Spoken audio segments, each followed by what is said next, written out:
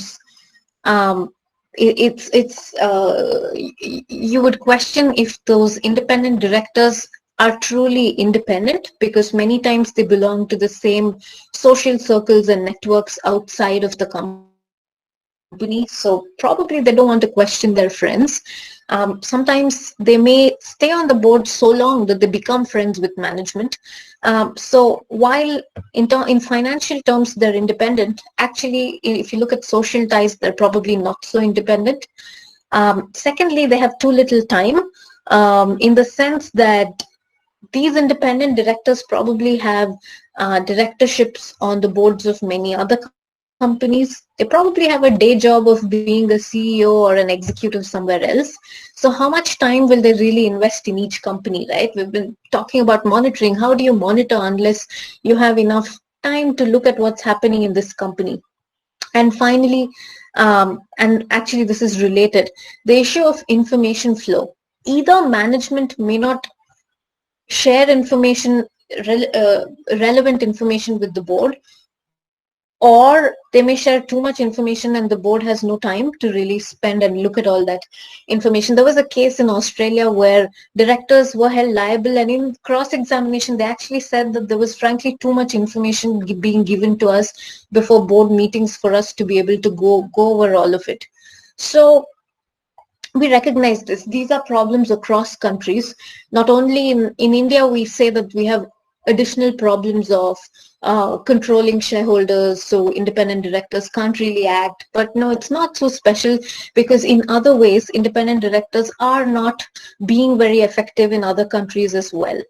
So a number of fixes and alternatives have been offered, and I'll just give two examples here.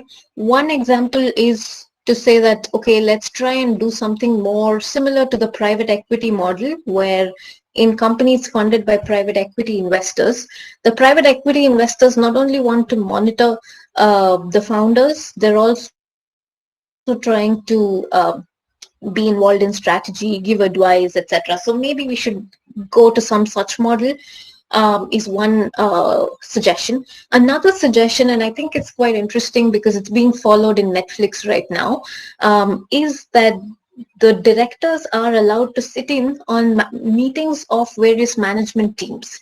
So this means that directors are not simply relying on the CEO to pass on information to directors. Rather, they're sitting in on various management meetings. So in Netflix, they're just sitting as observers. They're not contributing to those meetings. But you see, they have alternate channels of getting information from different places. But the Netflix model is working not only because of this, but in some, so the Stanford has done there's a Stanford Corporate Governance Closer Look series, and this paper on Netflix is one of that.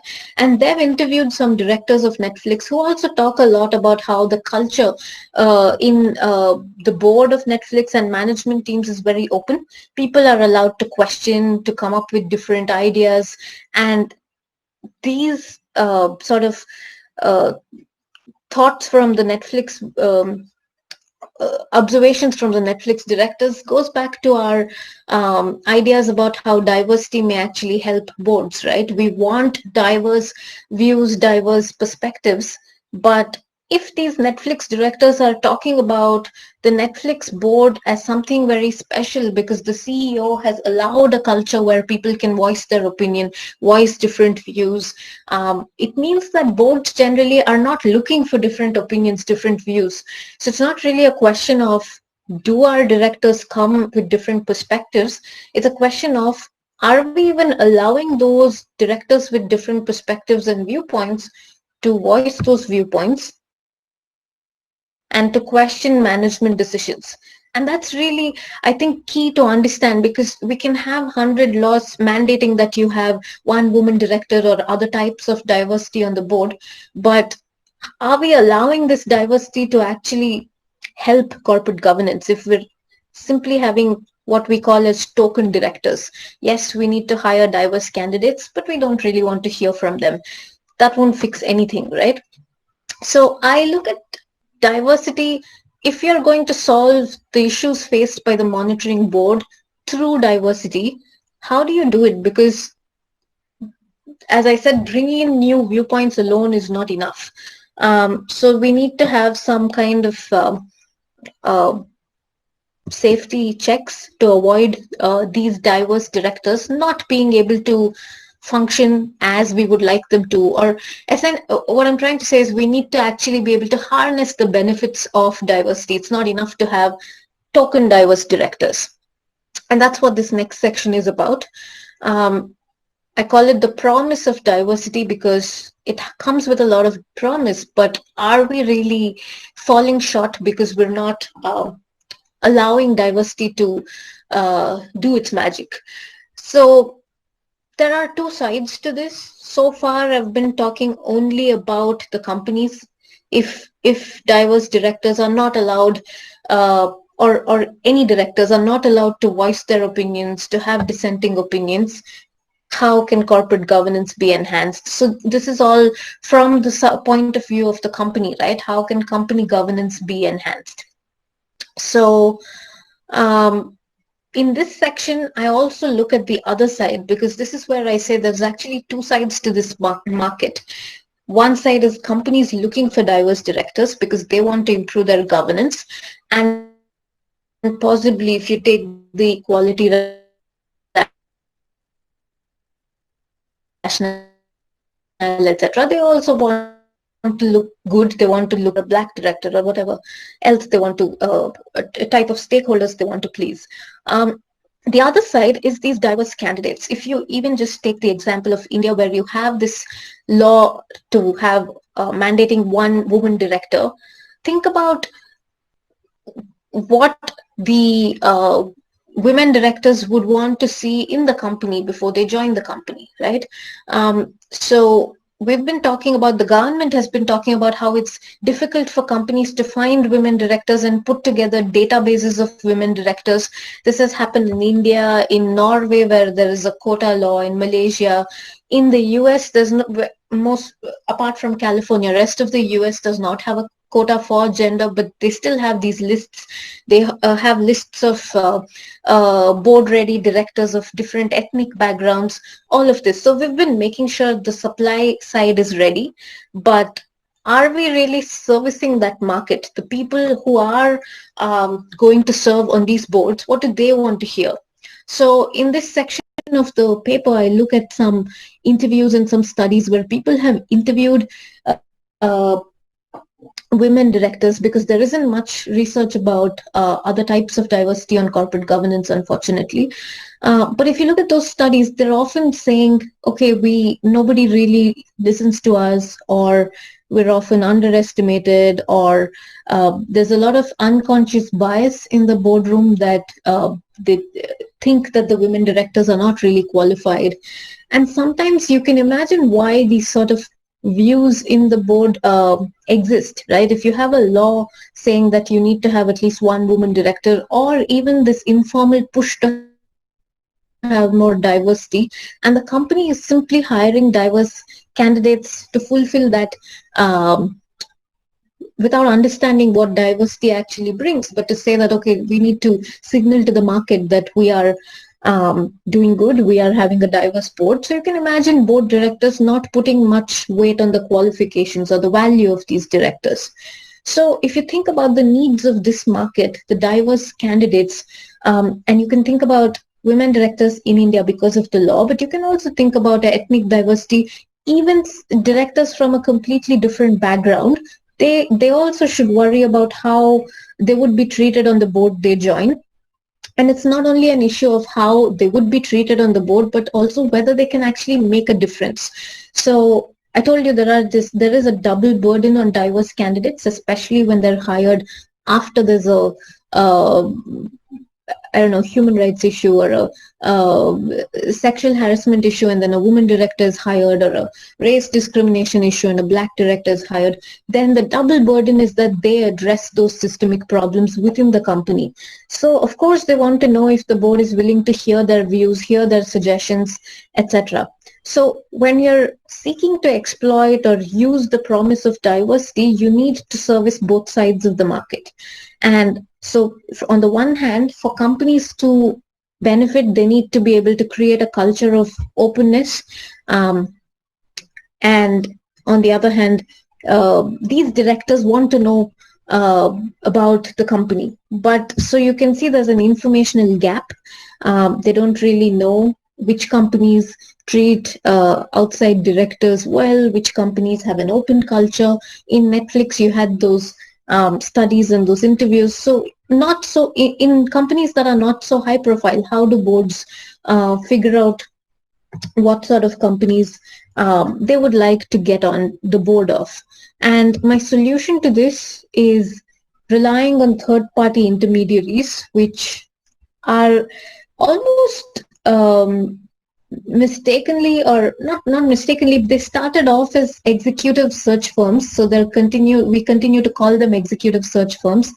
But these firms have come to take on more and more different roles. So they have board advisory services, board evaluation services.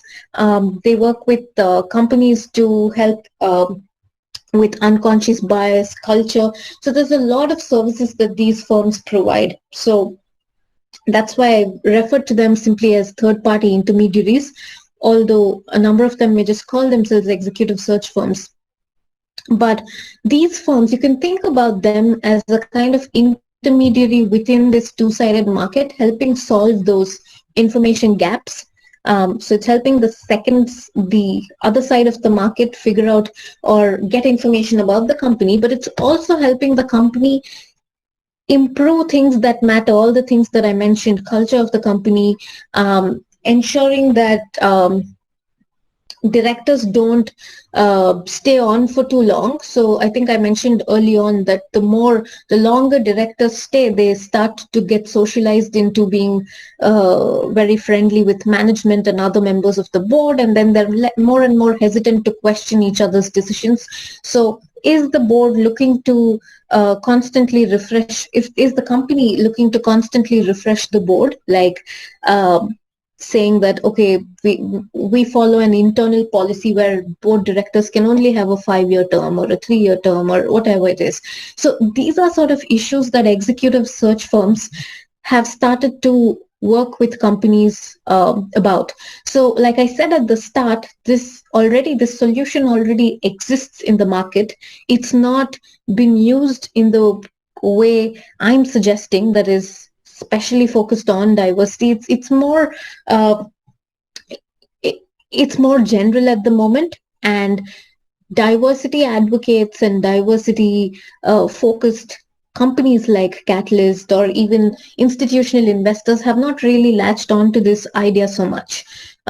So let's talk a little about why companies would choose to use these executive search firms.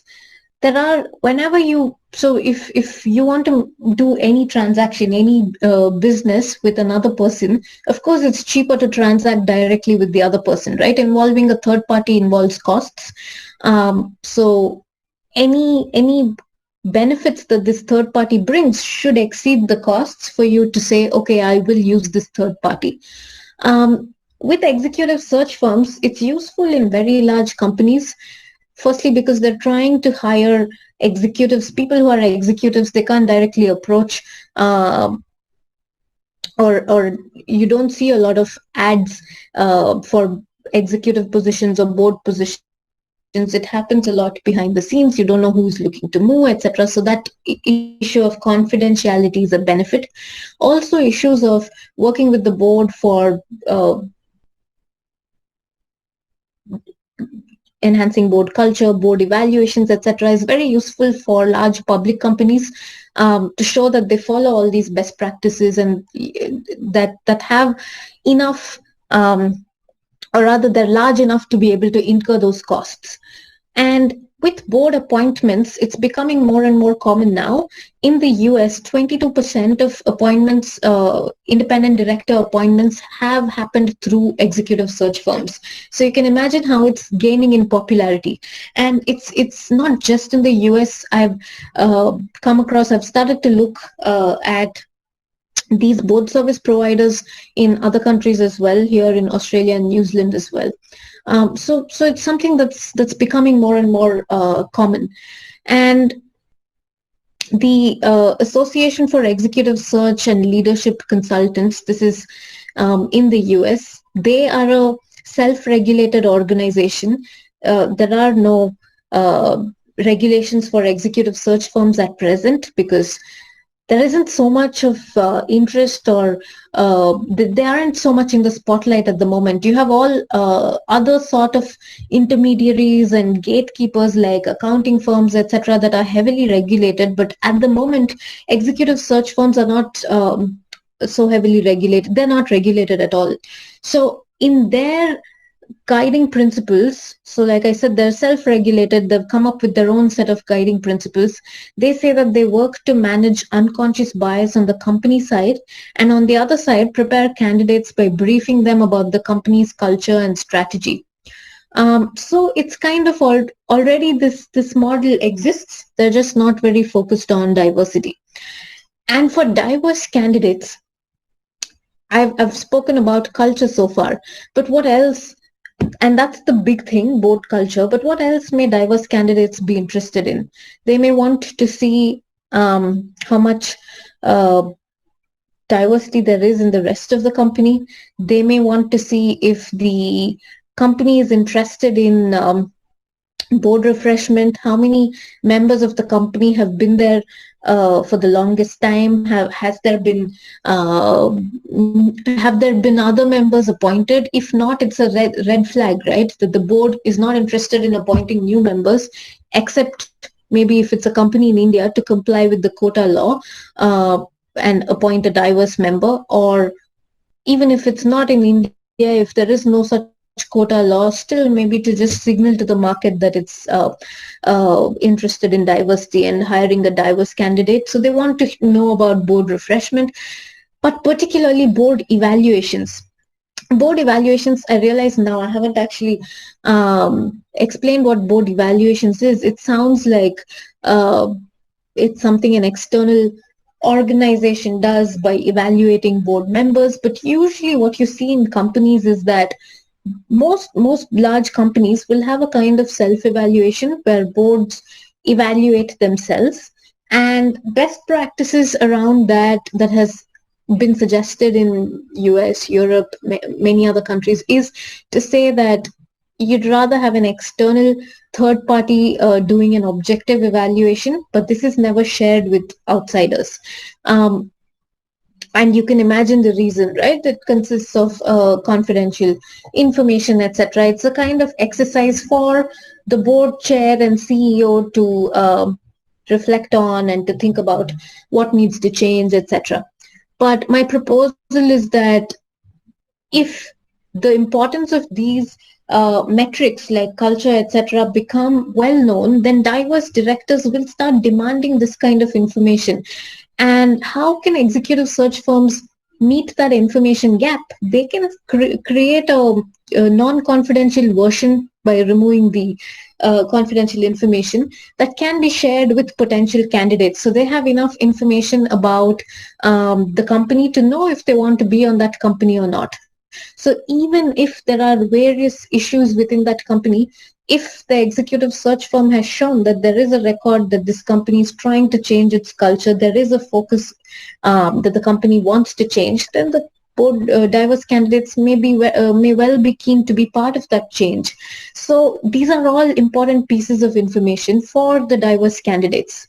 Now, if you go one step beyond just servicing both sides of this market and say that it could be made available to investors, the non-confidential version of it, you'd say that, okay, that's even more interesting. We already require companies to disclose a number of things to investors.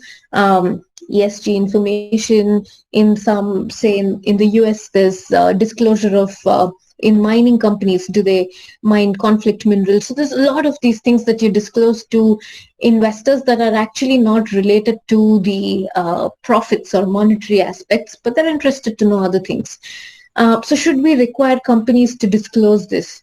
My answer is no, don't make it compulsory, because the moment you make something, one other compulsory requirement in corporate governance, it becomes like already we have a whole host of different regulations and things that directors need to do, right? So it becomes like another item to comply with. So boards will treat it as a check the box issue. Okay, we need to get a um, executive search firm to do an evaluation which needs to be disclosed. So let's be very uncooperative with this board evaluation process. Let's give as little information as possible. We don't want that. We want companies to voluntarily engage in this process. So my suggestion is to simply make, the idea is to build awareness. Once we know that diverse directors are demanding this information, then executive search firms will automatically demand that or make that known to companies. And companies that start to offer this information will be able to hire the best talent in terms of diverse directors. So looking at that, other companies will follow suit. And we already have these large institutional investors like BlackRock, etc., wanting to pursue this agenda of diversity. So we can well imagine that they would engage with companies behind the scenes as large investors do to share this information with them. And companies that are more interested in signaling to the market that they are best in class in this regard could even make it available on their company website. So all of these steps would have one other benefit. That benefit is if you see these diverse directors, diverse board candidates wanting all this information about board culture to be able to then say that, okay, this board lets me contribute more, not just as a in the monitoring role of the board, but also in an advisory function. Maybe I can give inputs here and there. I can advise more. When they start doing this, then it's automatic that the expectation will slowly, it will probably take longer, it won't be immediate, but if you see a few diverse directors taking an active role in advisory functions and management in these companies starting to encourage it, like in the Netflix model, it's not very long that the other independent directors would be expected to do the same thing. And that would eventually result in directors who are not interested in putting in that much time and effort might simply not be on the board of such a company, which means that the best companies will only attract directors who are not overcommitted, who are able to commit substantially to this company.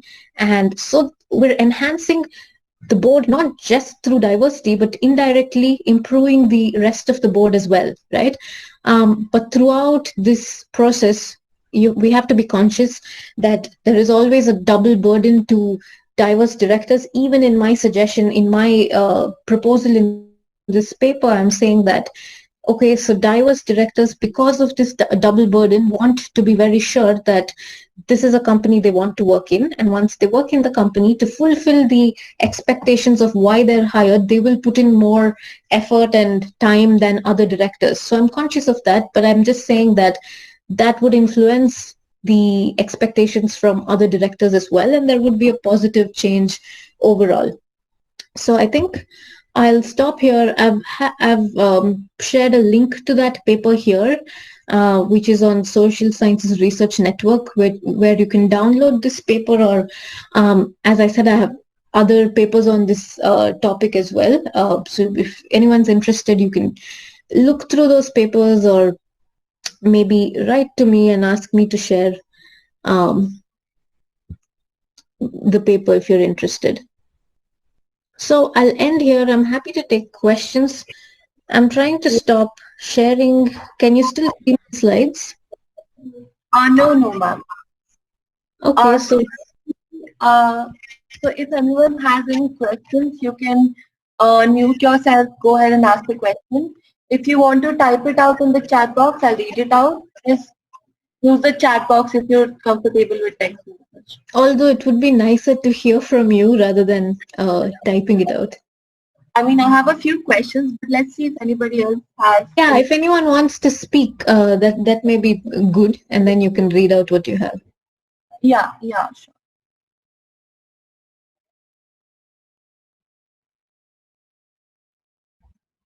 Guys, does anyone have any questions?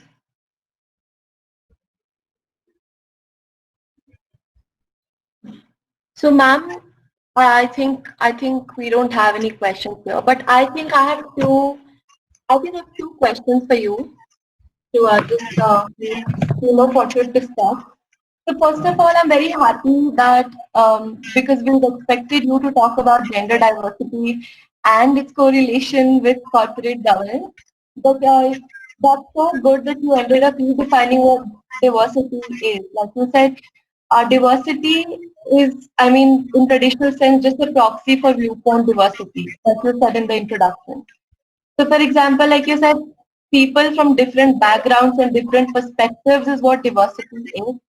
But ma'am, don't you think that's a very market-oriented perspective? Like, for example, if you're saying that people from, let's say, women or black men or members of the LGBTQ community are not diverse members of the board because of their identity, but because of their perspectives or because of their background. Now I'll come back to the whole representation rationale where there's an inequality of opportunity. Don't you think that diversity in traditional sense is we still need that kind of a perspective where we say, okay, fine, you belong to a certain demographic and that's why we need you because you haven't had equal opportunities to come till yours. Like Yeah, if you so the question is yeah, I understand, and this is what I think I mentioned early in the talk that I won't go into it too much unless there's a question. So I'm glad you asked. My view on this. So before I start answering this, let me actually correct one thing you said in the start. So I didn't say that diversity, gender, etc., is just a proxy for viewpoint diversity. As a definitional thing. I'm just saying that we tend to use it in corporate governance that, okay, gender and race diversity is useful because they bring different perspectives. But and if you're after viewpoint diversity, how do you check every new member of the board? Do you have a different viewpoint? It's very hard. So you use these proxies. They have a different background, etc. But what I said about the definition of diversity itself is that if you look up a dictionary definition of diversity, it will give you two strands. It will give you one strand based on demographics in terms of how someone looks, gender, race, all of these things that you can see, age, gender, race. And the other strand is about diverse thinking, right? So there's two things to it. And what I'm saying is we should not we should not forget all those other meanings of diversity, and simply diversity shouldn't simply become gender or something else. We should realize that diversity means much more than that. And the reason why we've just started to focus on gender diversity is because it's the easiest thing. It's the most low hanging fruit that, okay, 50% of the population is gender. Let's have gender. And that's fine. That's easy to do. Let's do that first. Now, I think your question is a little different from definition, but I wanted to clarify that first. I think your question was more about why not just have diversity on the board as a representational issue. And my problem with this whole representation argument is that companies are not part of the government, right? It's not a state institution. Companies are private. Even if what are public companies? Public companies are called public simply because they have public money. But public money, not in the sense of taxpayer money, but public has invested. They've gone to the larger public for investments. That's all. They're not obliged to maintain equal opportunity, etc. Only thing the company is obliged to do is follow the rules, and the rules are, we have all these employment laws, employment discrimination laws, all of that. At the moment, they don't deal with diversity at the top. Why? Because there's no way to prove that there's no diversity on there's no diversity on the board because of discrimination. No, it's probably, if it's an issue of unconscious bias, for instance, would you call that conscious discrimination? Not really, right? It's very hard to make that case, which is why we've started having advocates to talk about representation, etc. But I feel that in another paper, I've explored this whole issue of equality in the workplace, and I think it's a very important issue that we want to ensure there's equality in the workplace. But I don't think board diversity achieves that, because in fact, you're using a quick fix, easy solution. Let's have one woman director if you're using the quota law in India, or even outside, we say due to public pressure, like in the case of Uber, okay, there was sexual harassment, let's stop, the solution to it is to have a woman director on the board. That really doesn't solve anything, right? Has the company gone on to ensure that at every level, that the uh, every level within the company, within the pipeline, that both men and women or other types of diverse candidates are able to progress up the pipeline without any kind of I won't call it discrimination, but any kind of obstacles. Because sometimes you may have promotion metrics that are simply not neutral. So maybe some companies need more face time. So in the case of law firms, maybe some law firms have rules that all associates should work from the firm, but maybe women lawyers who have smaller children who want to care for them, or even which invariably the burden falls on the women, but maybe they want flexible workers, maybe they want to do the same work but be allowed to do it from home. So these are probably not gender neutral promotional metrics. Similarly, maybe there's some kind of, I don't know, unfriendly work environment for people of a different race in a certain company, which is why those people are leaving that company, or they're not progressing up the pipeline. I don't think just having one black director or woman director on the top solves all those problems. I think having a representation or a quota solution is this kind of easy answer, easy fix now. If you follow that up with a lot of other solutions within the company, that's probably fine. But even then, I fear that and those are the kind of things I've tried to address with this paper. But I fear that a quota, whether a formal, legal, mandatory quota or an informal quota, would end up making these directors seem more like tokens, where their views are not really taken on board, they're not really taken seriously. And that's a serious issue, because you're having these diverse directors, you're forcing them on these boards, not forcing them, but you're giving them these, okay, we have these board seats and companies need to appoint diverse directors. You're encouraging those diverse directors to go into mentoring programs, etc. But then they're having a bad time on those boards. So I think that's a problem that needs to be solved as well, whether there's a hard quota or not. The reality is that most companies are doing this now to please the market. So we need to address the issue of, are they really being allowed to function to their full capacity? Yeah. I totally buy where you say that it's used as an easy fix rather than an like an equal opportunity. And my second question to you, I don't know if that makes any sense, but from what I get from your discussion about executive search firms, is that these are third party intermediaries, right?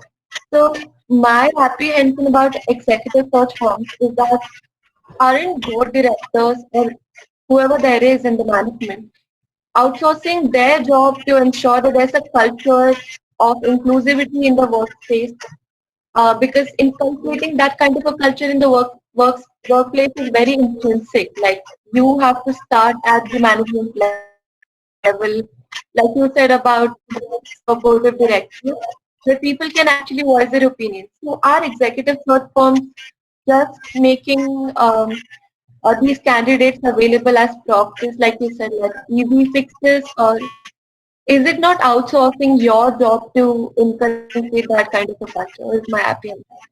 So I don't see a problem with outsourcing as a general rule, because boards already outsource a lot of their work, right? They hire external audit firms, they hire external law firms, they hire experts in various issues, investment banks, etc. Ultimately, the liability for decisions rests with the board, but there's nothing wrong in outsourcing you're using the term outsourcing, but I wouldn't call it outsourcing so much. I'd call it, but I know what you mean. I call it getting advice, getting advice from experts, and then applying their own mind to that advice and then using it. So boards are already making a decision in saying that, look, we probably have a problem with our culture. We probably need help. We need to hire an executive search firm. It costs them something to hire an executive search firm, but they've identified a problem and and that's the charitable way of looking at it. They've identified a problem, so they're getting external help. The uncharitable way of looking at it is they want to make sure that if you think about how boards operate, how candidates are hired so far, they're usually just hiring their friends. This is why you have the problem of independent directors not being independent enough, because board directors have networks with, so they know, they're probably, you know what it's called, interlocking directorships, right? The CEO of one company is an independent director on another company's board, so they invite that CEO as a reciprocal gesture to be an independent director on their company. And this is how it's been a kind of elite club where they're all friends. So in fact, having these executive search firms and coupled with all these lists of diverse candidates that governments and other private players are creating, almost democratizes it, right? It's now taking it to the market that there is this intermediary giving information about us to those candidates. They can choose whether to come to us or not, and we're able to find the best candidates through these executive search firms rather than just looking to our own friends. So it's already solving one big cultural problem in terms of hiring friends if they're going out to an executive search firm.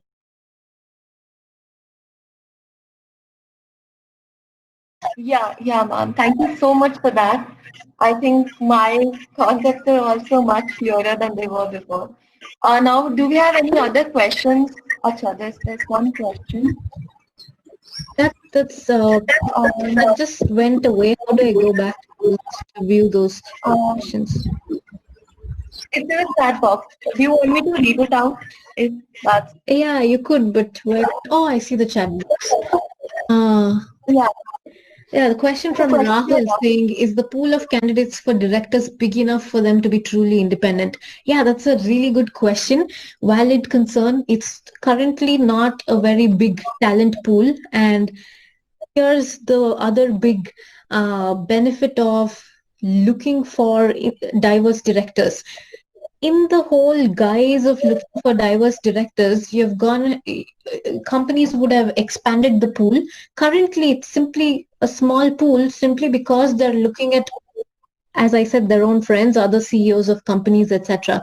But there were some reports in the UK, which was, I can't remember exactly, Tyson report, or there were about 2 or 3 reports in the UK about diversity. So one of those reports, I think it was the one headed by Lord Tyson, I don't know. One of those reports basically says that companies, to expand the pool, should also go just one layer below the CEO level, CEO, CFO level, look at the just one layer below. So maybe they're not at that top executive position yet, but maybe they can be put on the board. So you're looking one layer, just looking one level below expands the pool.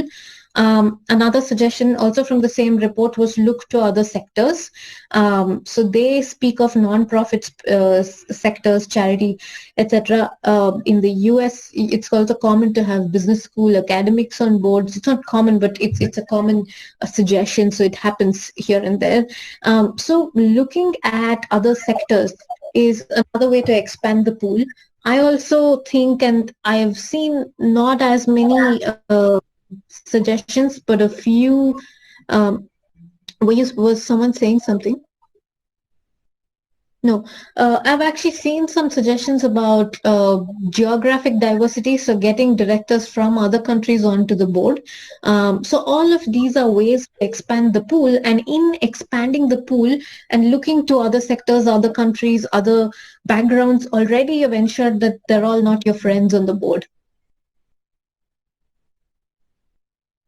I hope that's answered the question. I've seen another question. You've explained about how public companies don't really have obligations to cater to needs of diversity on boards, and quotas may only lead to token diversity, as you call it. So that's Pavit Kaur. What is the question? Oh, Pavit, can you can you type your question in the chat box? can you please elaborate on why do you suggest private equity models a good alternative? Oh, okay. So this is not my suggestion. It's a suggestion by Ronald Gilson and Jeffrey Gordon, two professors. Their paper is called Boards 3.0, but I kind of agree with the logic of the suggestion. So in what I've been describing as the problem with the monitoring model of the board, because if our sole reliance on directors on the board to be able to monitor is on independent directors, and independent directors are probably not being so effective. So what can you do?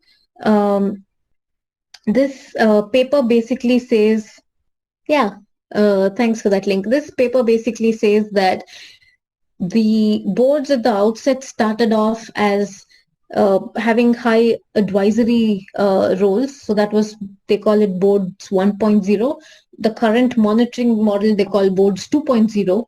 What they suggest as 3.0 is actually a mix of what we currently have. So continue to have some directors who are purely monitoring directors, and then have some what they call 3.0 directors who will also engage with strategy. So basically, they're taking on more of an advisory role as private equity, as we see in private equity models. And the advantage is simply, like I've said, with board directors, with diverse directors, they're appointed after some sort of big crisis to solve that crisis. So maybe a company having bad work culture, harassment, bullying, whatever it is. But how can they really address these things unless management is taking their opinions into opinions regarding strategy and functioning, right? Usually boards don't have that kind of input. Management don't allow them to give that kind of input. So they can't influence company strategy at all. So boards 3.0 suggests that having this mix helps boards engage more with the company strategy. They also, that paper has also said that they discuss how you have institutional investors mounting challenges, shareholder proposals to the board, to management, and board really can't defend management against those proposals because they don't have much more information. Even the board still just rely on stock price. So if stock price is low, then they have nothing to say. They can't say that, no, this company is actually focused on more long-term goals. So you may not see high share prices now, but the company is being managed fine. They can't do that because they're not really involved in company management. So that's their logic. And at the end of my paper, I've actually said that that boards 3.0 is something where companies need to think and invest a lot more, and maybe a little hesitant to get into that kind of model at the outset. But even if they do, they could use that in conjunction or parallelly with using executive search firms, because ultimately I think they're all aimed at solving similar problems, but my model also addresses the diversity issue, which the board 3.0 model is not as concerned about.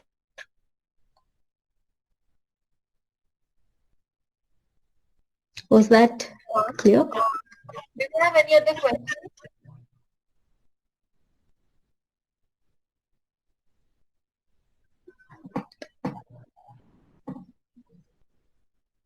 Guys, any other questions? I hope that was useful and that didn't seem totally, I mean, I hope it made sense. Ma'am, thank you so much. Like, to be very honest, when I started reading about gender diversity and corporate governance, and my whole perspective about governance in company boards and all of that was so different.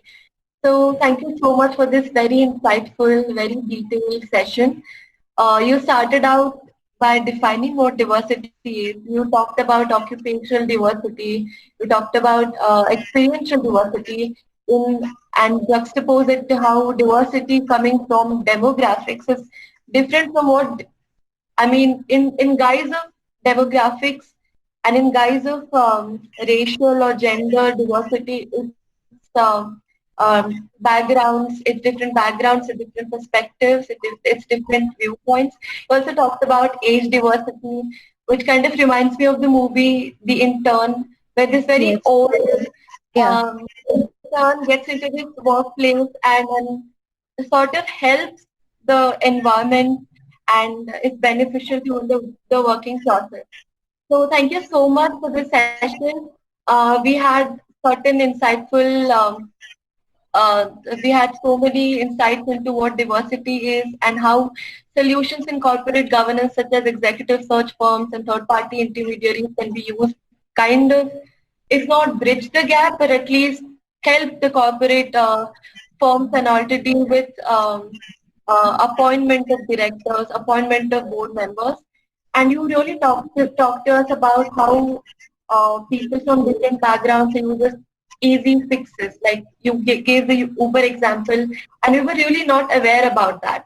So if you'd asked me, I would have said if there's a woman director on the board, it's well and fine. But we should actually think about what purpose she's fulfilling, or has she been appointed after a fresh sexual assault case just to show that you have diversity, or is there any actual thought into that process? We had a very detailed analysis of what diversity is and how we can bridge the gaps and how we can understand diversity in whole. Thank you so much for this session. We look forward to many more collaborations with you, and hopefully we talk to you again. Thanks. I've enjoyed this. I'll be looking forward to some of your future sessions as well. Thank you so much. Thanks a Bye. lot.